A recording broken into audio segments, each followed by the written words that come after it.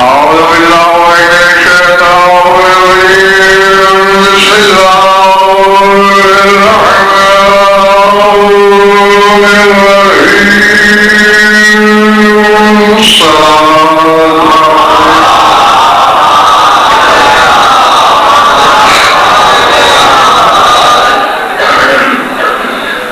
توجہ کے بعد شروع کی جائے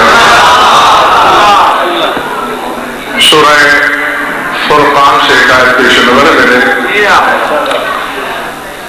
ویسے تو اس آیت پر مولپورے میں پورا اشرا پڑھا ہے میں نے، لیکن وہ اور حوالے سے تھا اور یہ گفتگو لعاب محمد پر ہو رہی ہے، تو وہ آیت اور اس کا ترجمہ ورق دل پہ لکھیے اور میں اپنے مقصد کی طرف بڑھتا ہوں. اپنے مقاصد کے ترجمان سے اللہ کہہ رہا ہے، اور ذہن میں یہ رکھنا کہ جب مخلوق سے کہتا ہے تو یہ کہتا ہے کیا تم نے زمین کو نہیں دیکھا، کبھی کہتا ہے تم نے آسمان کی طرف نہیں دیکھا، کبھی کہتا ہے تم نے فلاں مخلوق کو نہیں دیکھا، تم نے گردش لیل و نہار کو نہیں دیکھا، تم نے روش شمس و قمر کو نہیں دیکھا. لیکن رسول سے کہہ رہا ہے الم تری الی ربک، کیا تو نے اپنے رب کی طرف نہیں دیکھا.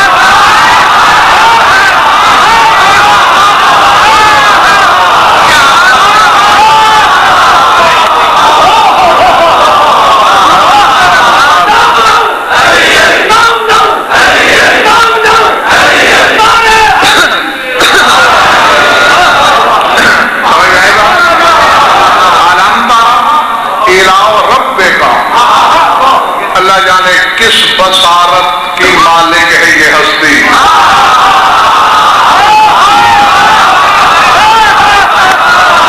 کیا تو نے اپنے پروردگار کی طرف نہیں دیکھا؟ کیف مد الظل ولو شاء لجعلہ ساکنا وجعلنا الشمس علیہ دلیلا.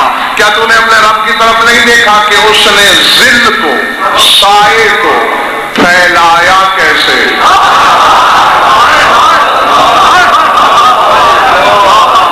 سائنسدانوں کو شکیل بخاری 50 سال بھی نہیں ہوئے کہ ان پر منکشف ہوا کہ سایہ بھی وزن رکھتا ہے.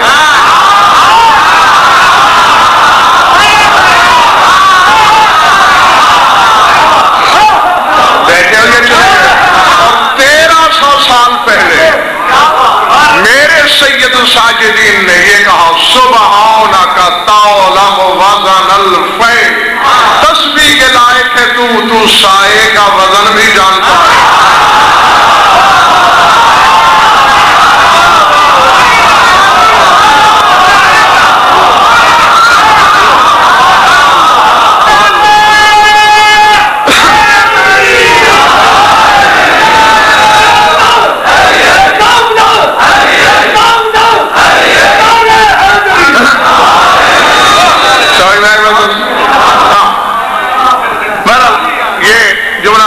تھا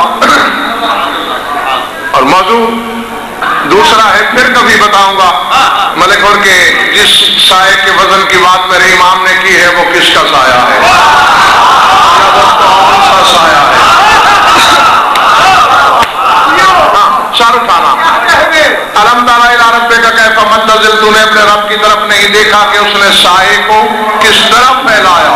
ولو شاء، اور اگر وہ چاہتا لجعلہ ساکنا، تو وہ سائے کو ساکن رکھتا. میں پھر دہراتا ہوں سردار صاحب، اور کوشش میری یہ ہے کہ میرے سامعین خود نتیجے تک پہنچے. 2 دفعہ واحد کے سیدھے میں بات کر رہا ہے. الم تری الی ربک، کیا تو نے اپنے رب کی طرف نہیں دیکھا؟ کیف مد الظل، کہ اس نے سایہ کیسے پھیلایا. ولو شاء، اور اگر وہ چاہتا تو سایہ ساکن رہتا.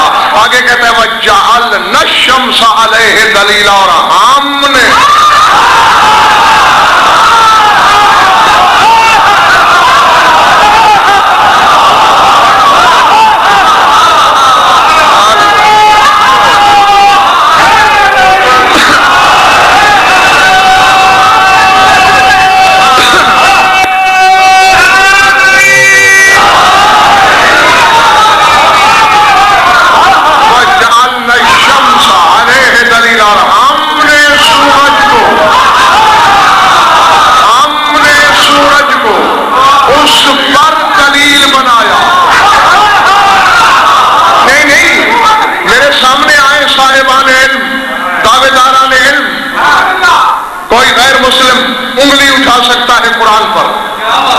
یہ کیسی فصاحت ہے؟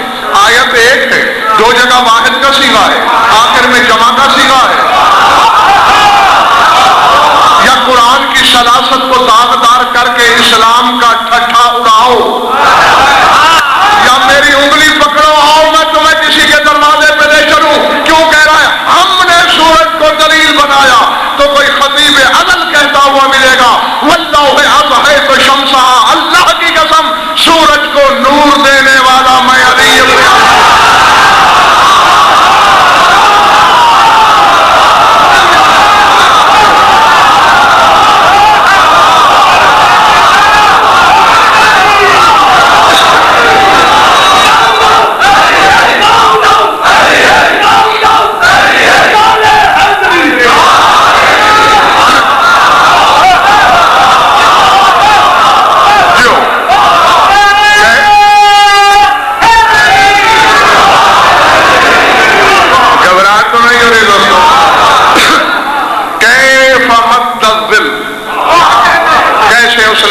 ذل کو سائے کو پھیلایا۔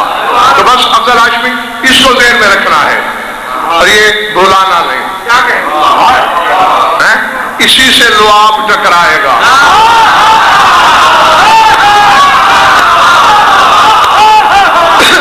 جانتے ہو تو ٹھیک ہے، ورنہ اب جان لو انسانی بدن میں ملک عباس لعاب جتنی مطہر طاہر شے ہی نہیں۔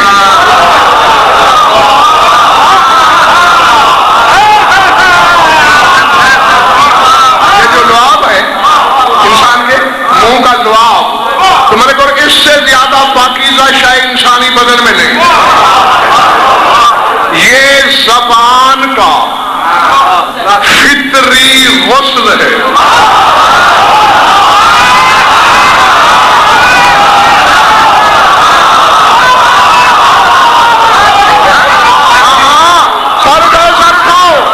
زبان کافر کی بھی نجس نہیں ہے، زبان مشرک کی بھی نجس نہیں ہے۔ قرآن کہتا ہے انما المشرکون نجس، مشرک ناپاک ہے لیکن زبان اس کی بھی پاک۔ دلیل دوں؟ یہاں کوئی آ جائے میں مسلمان ہونا چاہتا ہوں، کلمہ پڑھاؤ گے نا لا الہ الا اللہ، اگر زبان نجس ہے تو اللہ کا نام کیسے لے رہا ہے؟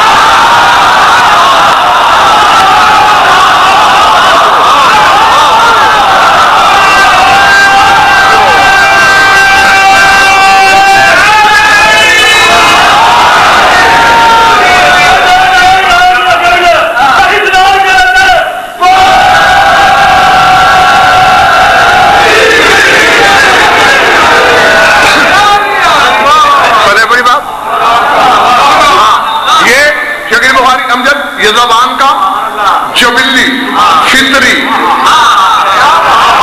غسل ہے۔ جھوٹ بولا زبان ناپاک ہو گئی، لعاب نے غسل دے کے طاہر کر دی۔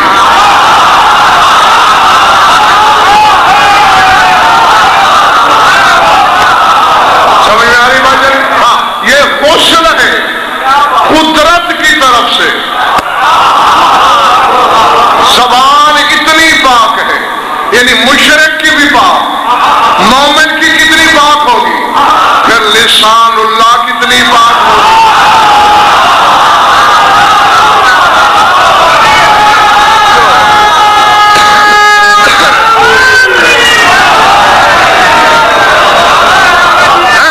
پھر لعاب محمدی،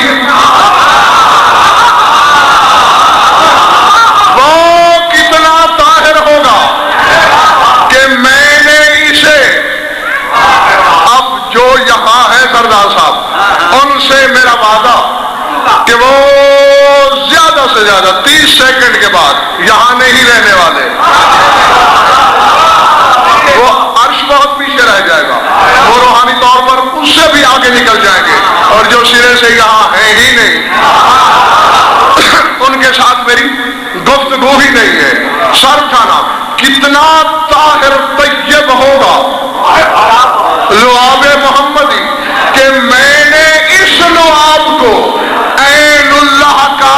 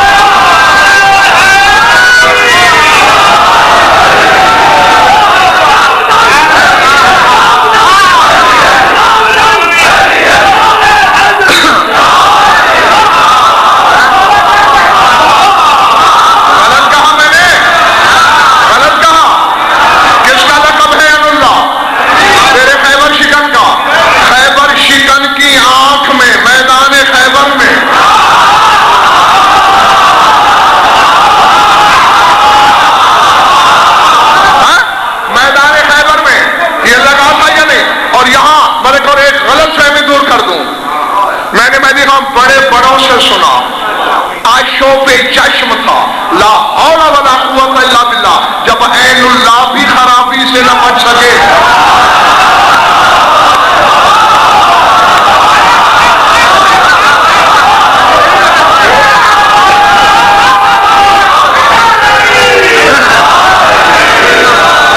باہر والوں ٹھیک ہو؟ اگر عین اللہ بھی دکھنے آ سکتی ہے پھر باقی آنکھوں کی حقیقت کیا ہے؟ کوئی آشوب نہیں. پتہ نہ ہو کسی پتے والے سے پوچھ لیا کرتے ہیں. قرآن بھی یہی کہتا ہے فَاسْأَلْ بِهِ خَبِيرًا، پوچھ لیا کرو اس سے جسے خبر ہو. علی تھا مدینے، جنگ لڑی جا رہی تھی خیبر میں. 39 دن اسلام کی فوجوں میں بھگدڑ دیکھ دیکھ کر فرد غیرت سے علی کی آنکھیں لال ہو گئی.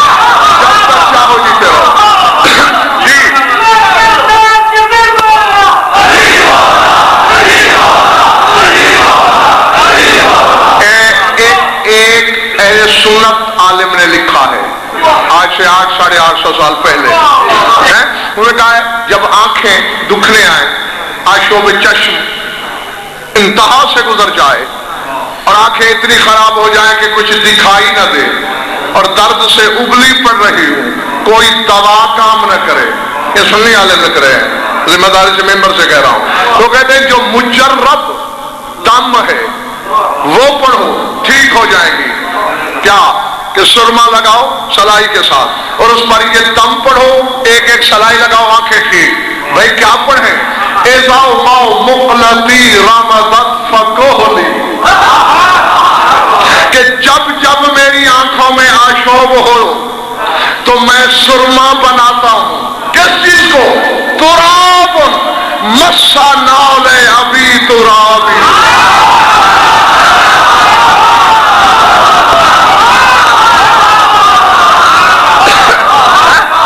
اس تراب کو، اس مٹی کو جو ابو تراب کی جوتیوں کو چھو لیتی ہے،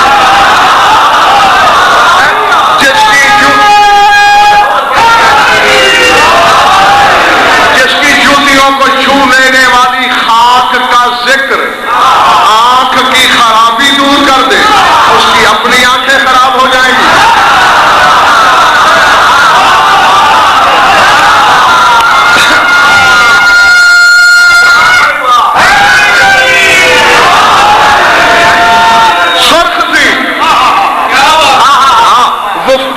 وفور جلال سے،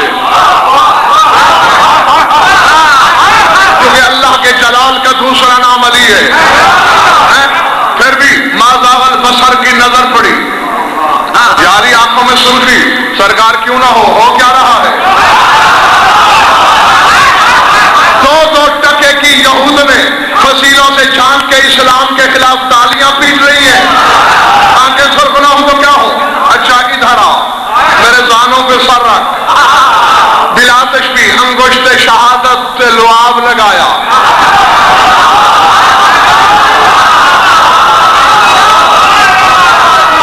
تھوڑا سا ادھر بلا تشبیہ، تھوڑا سا ادھر سرخی غائب.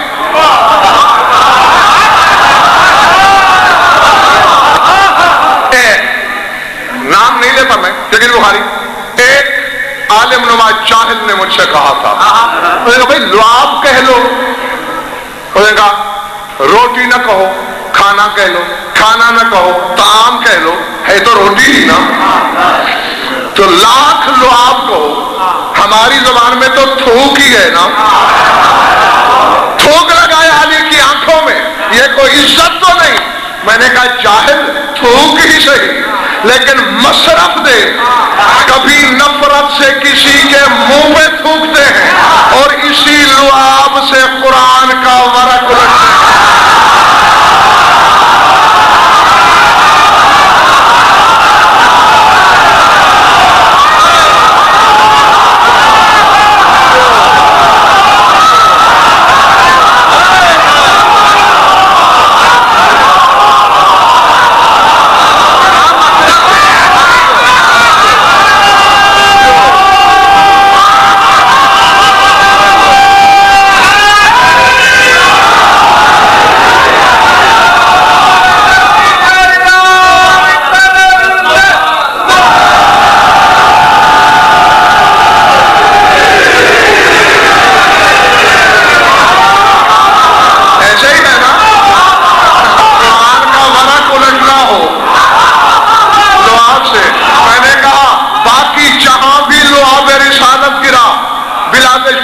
یوں گرا،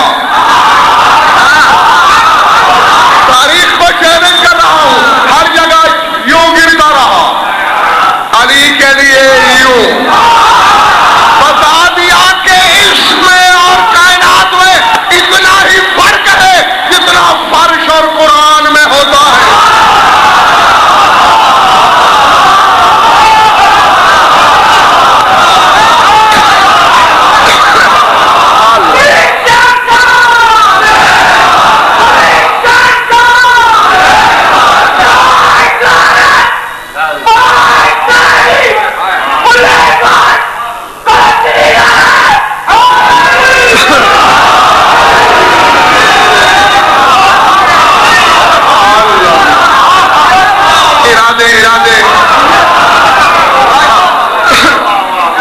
تو یہ سب سے بڑا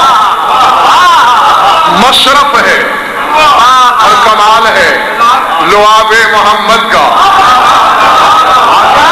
جو عین اللہ کا سرما ہو۔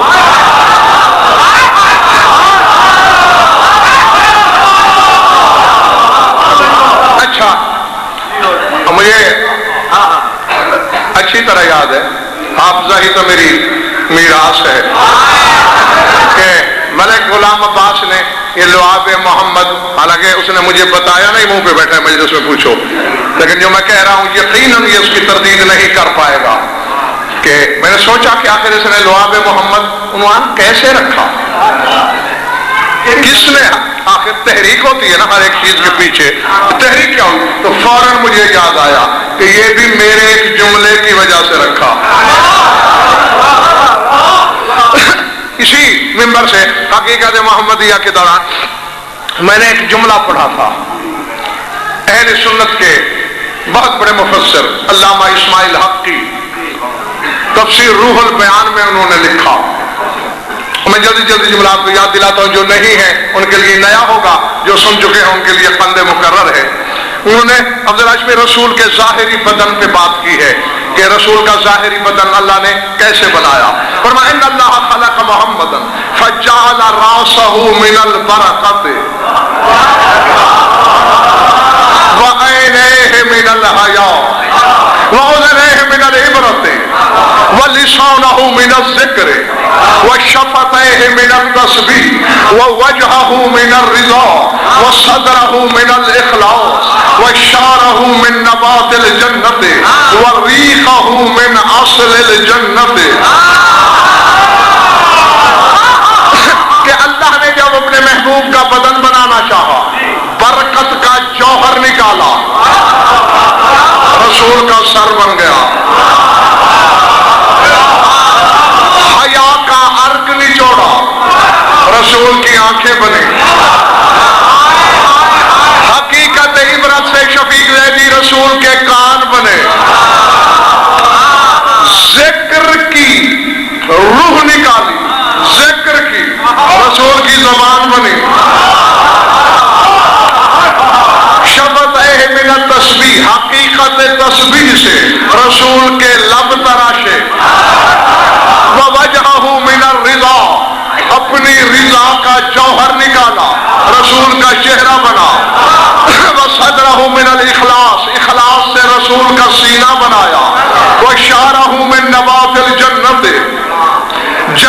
نباتات کا عطر نکالا، رسول کی ایک کیسو بنائے،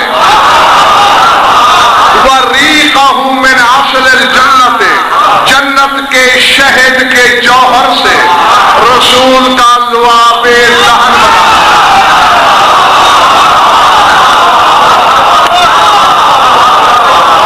اور یقیناً اسی کی وجہ سے ہی اسے تحریک ملی کہ خمسائی لعاب پہ پڑھواؤں۔ تو اگر تحریک غائب اشارے نے دے ہی دی ہے تو پھر بات تو آگے کی کرنی چاہیے نا۔ یہ علامہ اسماعیل حقی تھے۔ ہم ایک شیعہ عالم کی بات سناتا ہوں، وہ کہتے ہیں اسماعیل حقی تم نے موتی پروئے، خوبصورت بات کی، کہتے لیکن ہمارے حلق سے اتری نہیں۔ گئے ہو تو پھر کل نہیں سکتے۔ وہ فرماتے لو سلطنا انا ریقہ من عسل الجنت، لو سلطنا ان یکون العسل قبلہ صلی اللہ علیہ وآلہ وسلم وہذا خلاف الضروریات من الدین، کما ان اللہ تعالی اخذ ظل محمد، آیت ظل والی یاد ہے، بھول تو نہیں گئی نا؟ میں نے کہا تھا ضرورت پیش آئے گی، کیا تو نے رب کی طرف دیکھا، اس نے سایہ کس طرح بنایا؟ کما ان اللہ تعالی اخذ ظل محمد صلی اللہ علیہ وسلم ومدہ تارۃ فی صورت العرش وتارۃ فی صورت الافلاق ویمدہ فی الجنت فی صورت ظل ممدود، وکما ان من انفاسہ خلق ارواح الانبیاء کما خلق اجسادهم من عرقہ صلی اللہ علیہ وآلہ وسلم کذا خلق من لعاب رسول اللہ انہار الجنت وعیونها۔ اور یہ پہلے بتا دوں، قوت خرید ہوگی سبحان اللہ تو یہ چیز آج دے دوں گا، ورنہ پھر کل۔ ہاں، خلق من لعاب صلی اللہ علیہ وسلم انہار الجنت وعیونها وخلق عظمات من یوم الدنیا من بخارات ذلك الماء ولما كان الماء حیات كل ذی نفس في الدنیا فلذا صلی اللہ عز وجل ان يصلي الشارب عند شرب الماء۔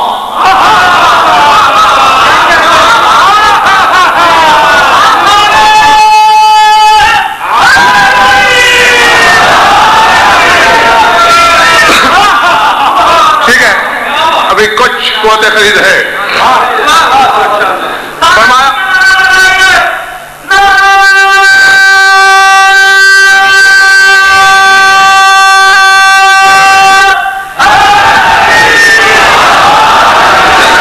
وہ کہتے ہیں یہ بات اگر لو سلما، اگر تسلیم کر لی جائے کہ سرکار کا لعاب جنت کے شہد سے بنا، تو یہ بھی ماننا پڑے گا کہ جنت اور اس کا شہد محمد سے پہلے تھے۔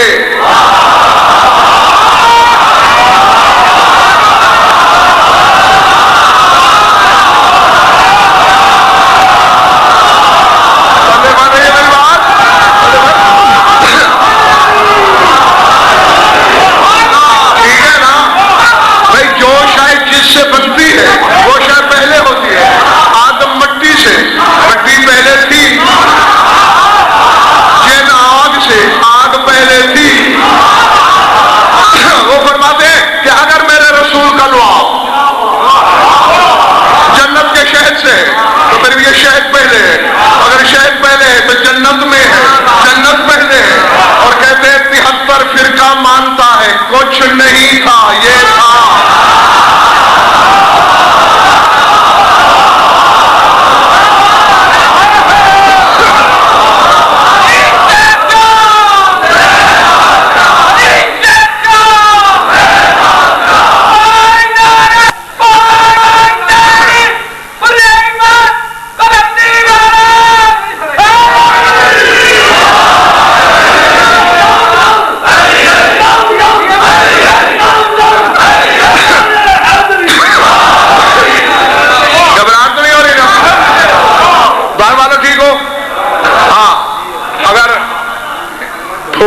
تمہیں پکڑ لینا ہے اگر باہر والوں میں سے ایک بھی سویا. اگر مانا جائے, یہ بات عقل میں آتی ہے نا شکیل صاحب, کیوں ندیم نقوی, کہ اگر جنت کے شہد سے تو پھر یہ شہد پہلے ہوگا, شہد ہے جنت میں, پھر جنت بھی پہلے ہوگی. وہ کہتے ہیں هذا خلاف ضروریات من الدین, یہ ضروریات دین کے خلاف ہے, کیونکہ جو ذات تھا کے ہونے سے بھی پہلے تھا, وہ کہتے ہیں بس ایسا ہی ہے. توجہ, اب میں میرے کو یاد نہیں دلاؤں گا, بس ترجمہ کر کے گزر جاؤں گا. کمان اللہ تعالی اخذ ذل محمد ومدہ تورۃ فی سورۃ العرش ومرۃ فی سورۃ الافلاق ویمدہ فی الجنۃ فی سورۃ ظل ممدود. وہ کہتے ہیں جس طرح اللہ نے, وہ کہتے ہیں, اور یہ باتیں علی والے ہی کر سکتے ہیں جنہوں نے باب مدینہ علم سے علم لیا ہو. وہ کہتے ہیں زمانہ حیران ہے کہ رسول خود تو ہے, اس کا سایہ کہاں گیا. وہ کہتے ہیں آؤ میں بتاؤں کہاں گیا.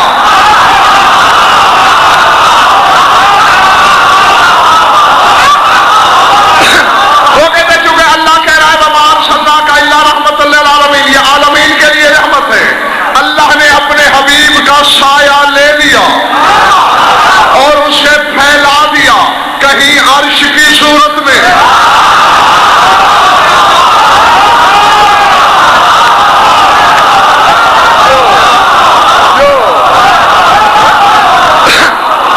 کبھی کہیں آسمان کی صورت میں. اور سورہ واقعہ میں اللہ کہہ رہا ہے اصحاب المیمنۃ ما اصحاب المیمنۃ فی سدر مخضود وطلح منضود وظل ممدود, کہ داہنی جانب والے اصحاب یعنی جنتی, یہ گھنی گھنی بیریاں, تہ بتہ کیلے, اور ایک پھیلے ہوئے سائے کی پناہ میں ہوں گے. وہ کہتے ہیں جی سایہ ایک ہے اور ہر جنتی پر پھیلا ہوا ہے. کہتے ہیں وہی تو میرے نبی کا سایہ ہے.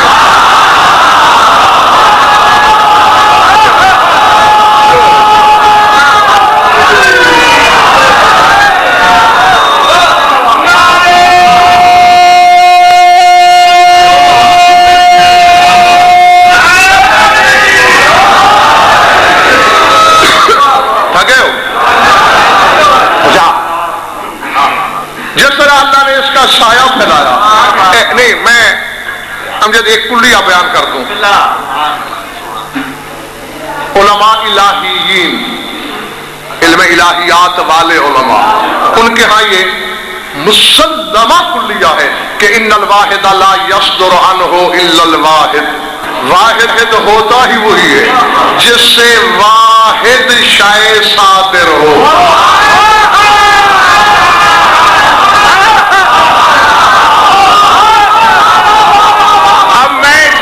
سامنے شیعہ سنی بیٹھے ہیں, میں تم سے پوچھتا ہوں اللہ واحد ہے کہ نہیں؟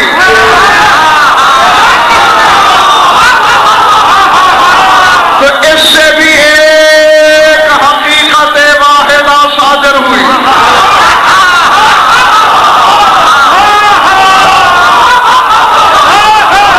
اور ملک اور سردار عاشق خان اسی کے مختلف اثر رکھوی نام ہیں. کبھی یہی شے صادر اول کہلاتی ہے, کبھی ارادہ کہلاتی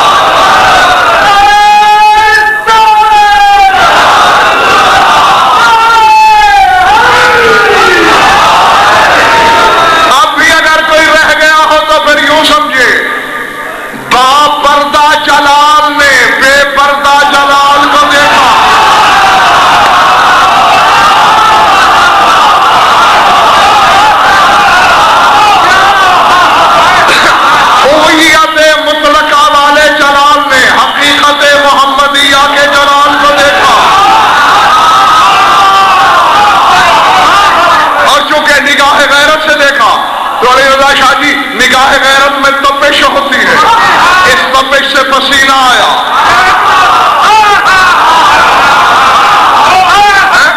نبی شمس و قمر عرش کرسی لوح قلم کیا کیا بناتا چلا گیا.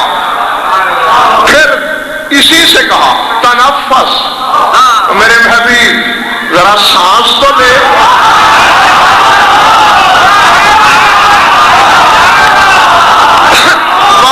واحد بناتا ہے، بس میرے نبی نے سانس لیا. خلق اللہ منہ ارواح الانبیاء، اللہ نے نبیوں کی روحیں بنا دی.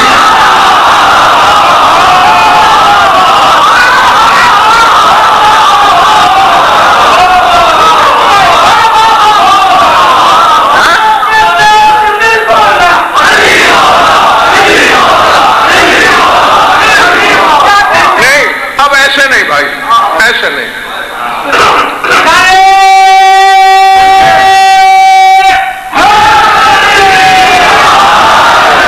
میرے بھائی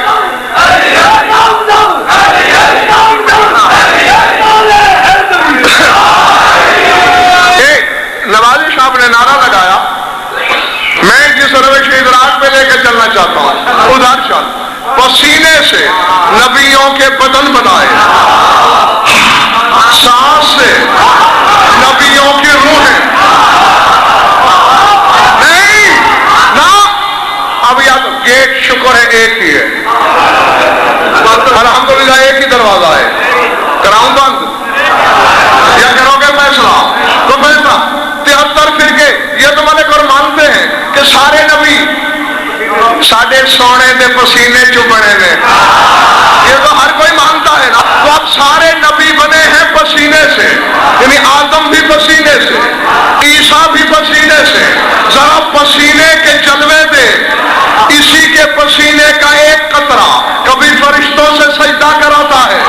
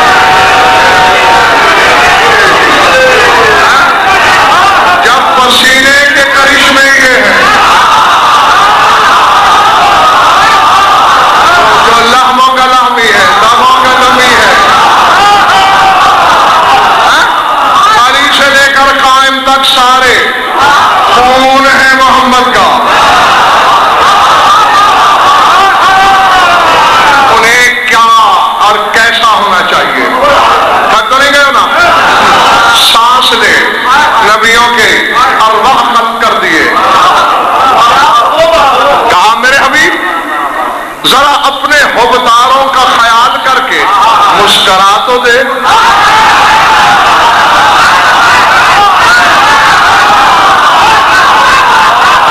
میں کیا چلے گئے؟ کیوں میرے مالک؟ میں نے جنت بنانی ہے.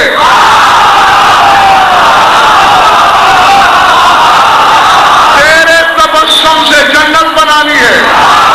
اچھا میرے حبیب ذرا اپنے دشمنوں کا خیال کر کے غصے میں تو آ تاکہ میں جہنم بناؤں.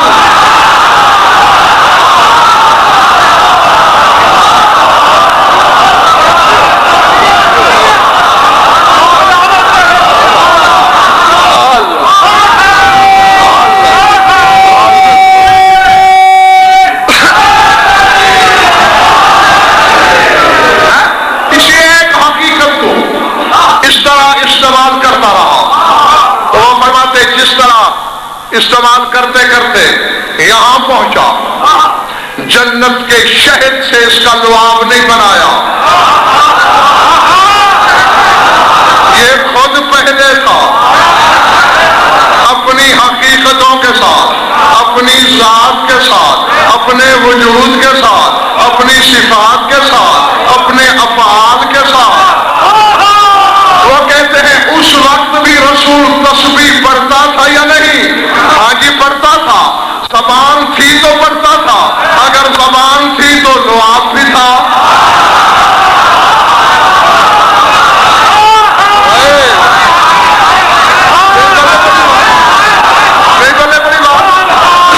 زبان تھی تو سبحان اللہ کہتا ہے، اور اگر زبان ہے تو لعاب بھی میرے کو ہوگا. توجہ، وہ کہتے ہیں اس کا لعاب جنت کے شہد سے نہیں بنا. خلق اللہ من لعاب محمد صلی اللہ علیہ وآلہ وسلم انہار الجنت وعیونہا. اللہ نے اپنے حبیب کا تھوڑا سا لعاب لیا، جنت کی نہریں جاری کر دی.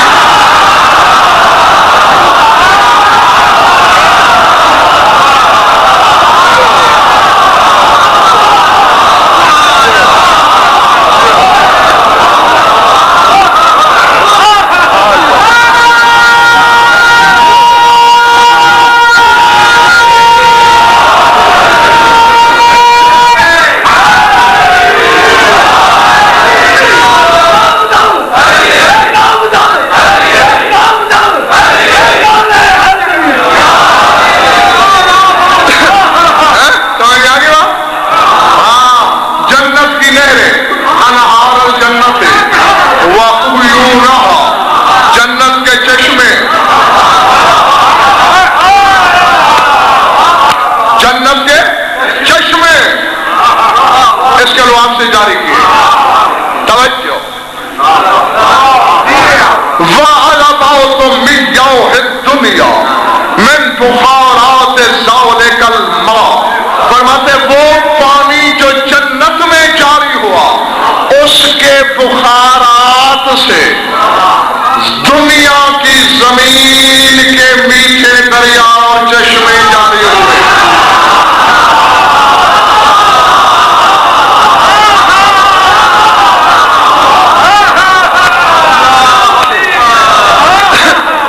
بخارات، اس پانی سے بخارات نکلتے ہیں نا؟ نہیں نکلتے؟ دیکھیں نا، تو اس سے یہ جو میٹھے دریا بہتے ہیں، جو میٹھے چشمے ہیں، جو میٹھی ندیاں ہیں، جو میٹھی جھیلیں ہیں، یہ بنی. توجہ، وہ فرماتے ہیں لما کانا حیات کل ذی نفس فی الماء. وہ کہتے ہیں کون نہیں جانتا کہ ہر ذی نفس کی زندگی پانی میں ہے.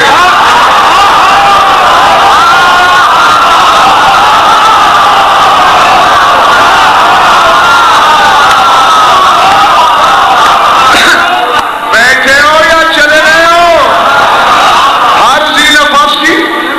اسی لیے تو اب پتہ چلا کہ قرآن میں پانی کی ملکیت کے امجد عبد الراشمی جو غائبی اشارے ہیں وہ رسول کی طرف،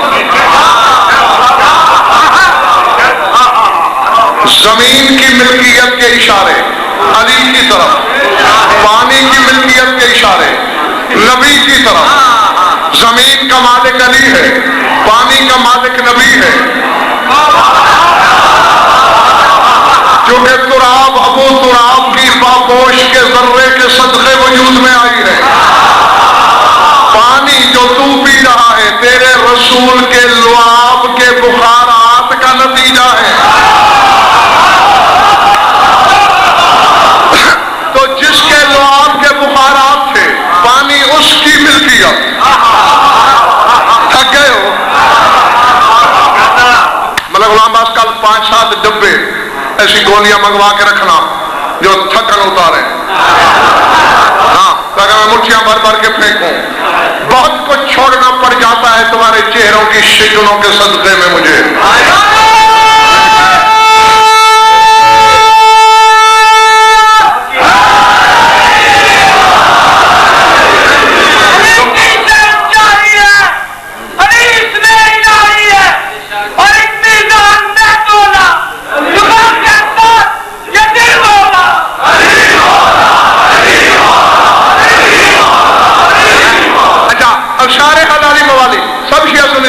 میری تسلی کے لیے بتاؤ گے پانی کا مالک کون؟ زمین کا. اچھا آپ جس مذہب جس مسلک سے تعلق ہے تیرا کوئی تو تیرے اعتبار کا عالم ہوگا اس کے پاس چلے جانا. حضور میں نے نماز پڑھنی ہے میں کہا وضو کر لے پڑھ لے. وضو کس سے کروں؟ پانی سے.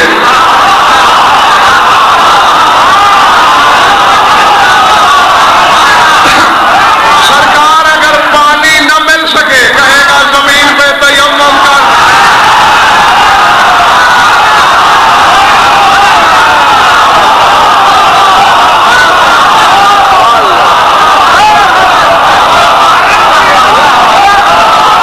ٹھیک ہے.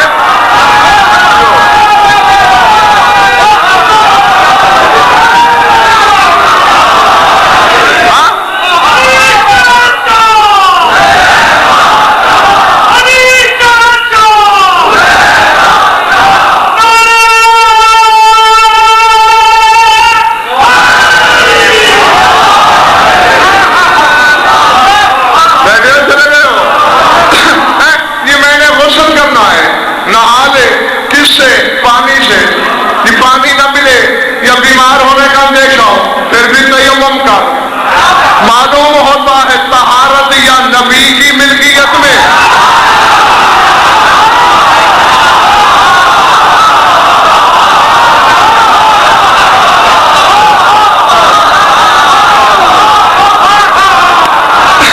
یا علی کی ملکیت میں تطہیر بانٹتے ہیں دونوں بھائی. اور جن کی ملکیت کے بغیر تو ناپاک مر جاتا.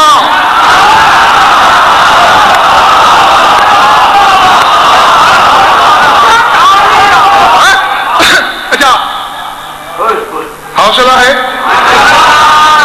کلیجہ لڑے گا تو نہیں؟ یہ ان کی ملکیت کا جادو ہے نا, ان کی ملکیت کا فیض ہے نا, ان کی ملکیت کا صدقہ ہے نا. بڑے بھائی کا پانی نہ ہو, چھوٹے بھائی کی خاک نہ ہو. دنیا کا نظام چلے کیسے؟ ہے چھوٹا لیکن اس کے نصیب تو دے, اس کے حصے میں وہ زمین آئی.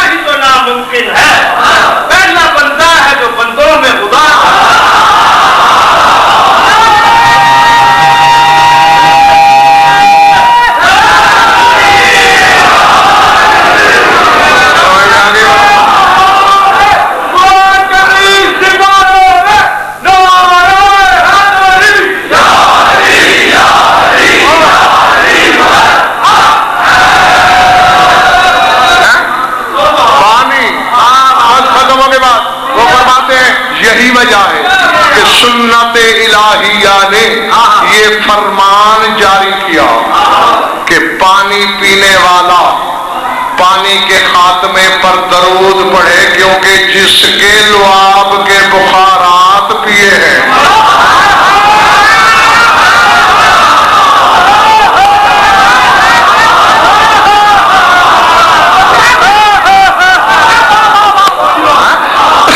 اس کا شکرانہ ادا اسی طرح ہوتا ہے۔ سبحان اللہ، جب درود پڑھا جائے تو گویا فرش سے لے کر جنت تک جو حیات جاری و ساری ہے لعاب محمد کے صدقے میں۔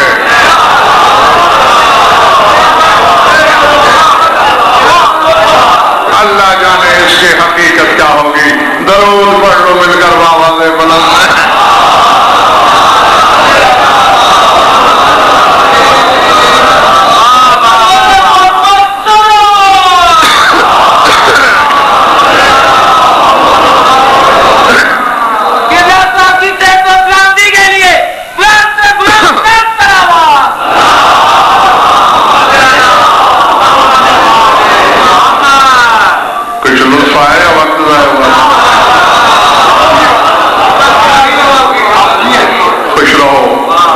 آباد رہو، مولا آپ سب کی عبادت قبول فرمائے۔ یہ بھی روز روشن کی طرح واضح حقیقت ہے، فصیل عرش پہ کمندے ڈال دو، علم کے لاکھ دریا بہا دو، اگر چار آنسو نہ بہیں، آنکھوں میں نمی نہ اترے، شام سے آنے والی راضی نہیں۔ اللہ اکبر۔ اس کی آمد کا مقصد پرسا ہے، بلکہ یقین مانیے جب کبھی بیان تھوڑا میرا معمول سے طویل ہو جاتا ہے تو میں دل میں علی کی بیٹی سے ندامت محسوس کرتا ہوں کہ بی بی تو ہماری خطابتیں تو نہیں سننے آئی تھی، تیرا مقصد پرسا تھا، ہم نے تجھے بہت انتظار کروایا، بس درد کے تصور کا جیسے تصویر نکال کے یاد دہانی کے طور پہ سامنے میں لاؤں گا، آنسوں کی مجلس کی مالکہ سے خود مانگ لینا، بغیر کسی رنگا میری اور تمہید کے میں نے بات شروع کر دی۔ سننے اور کہنے کو بہن بھائی نے مدینہ چھوڑا، کہنے سننے میں یہی آیا نا کہ حسین نے وطن چھوڑ دیا، اور بھائی کی محبت میں زینب نے بھی وطن چھوڑ دیا۔ یہ بات ظاہر کی ہے، شبیہیں ذریعے آمنے سامنے ہیں، میرے دائیں بائیں ہیں، یہ گواہ بیمار کربلا، سلطان کربلا، کسی کے دائیں ہیں کسی کے بائیں ہیں، یہ گواہ شام والی جنت البقیع والی پردہ داروں میں ہے، یہ گواہ اتنے بڑے گواہوں کو ضامن دے کے کہنے لگا ہوں، صرف حسین اور زینب سے ہی مدینہ نہیں چھوٹا، کسی اور ہستی سے بھی مدینہ چھوٹ گیا تھا۔ فرق یہ تھا حسین اور بہن کو آنکھوں نے دیکھا،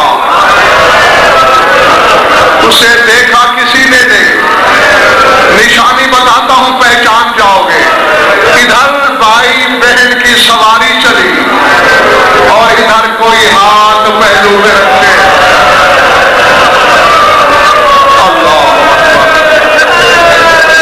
عظمت اللہ۔ سارے ازادار سمجھ گئے ہو، بدول سے بقیہ چھوٹا، پوری تحقیق کے بعد کہنے لگا ہوں، کبھی حسین کے گھوڑے کے ساتھ چلی، کبھی شام والی بیٹی کے محمل کے ساتھ چلی، اللہ اکبر۔ آگے جملہ تھوڑا دل دکھانے والا ہے کہ میں ہاتھ جوڑے ہوئے ہوں، اپنی قوم کا خادم سمجھ کے معاف کر دینا اگر دل پہ زیادہ چوٹ لگے۔ کتابیں بھری پڑی ہیں، خود بی بی نے کہا تھا بھائی سے بھیا اکیلی تجھے میں نہیں روتی، تجھے اللہ جانے کون کون رو رہا ہے۔ بہنا وہ کیسے؟ کہا جہاں پڑاؤ ہوتا ہے ہمارے خیمے لگتے ہیں، جب آدھی رات ڈھلتی ہے تیرے خیمے کے باہر کوئی بیوی ہے جو ساری رات واہ حسینہ واہ مظلومہ واہ حرمتہ، اللہ اکبر۔ حسین نے کہا آواز سنی ہے یا قریب بھی گئی ہو؟ نہیں بھیا آواز آئی، فرمایا آج قریب چلی جانا۔ آدھی رات ڈھلی، واہ مظلومہ، اما فضا میری چادر ترتیب لاؤ۔ فضا کے ساتھ خیمے کی پچھلی طرف گئی، دیکھا ایک سیاہ پوش بی بی ہے جو ویسی رو رہی ہے۔ بی بی نے کہا بی بی بھائی تو مجھ دکھیا کا ہے، تو کون ہے میرے حسین پر رونے والی؟ باہیں پھیلا کے کہا اتنی مظلوم ہو گئی ہو کہ اب اپنی ماں کی آواز نہیں پہچان سکتی؟ تو بہن بھائیوں نے اکیلے تو مدینہ نہیں چھوڑا، جس دن سے تم چلے ہو ماں تمہارے ساتھ ساتھ ہے۔ تو بس کہنا یہ تھا، اور جس کے لیے میں نے ہاتھ جوڑے تھے یہ پھر جوڑ لیتا ہوں۔ مدینے سے کربلا تک بطول چلتی رہی،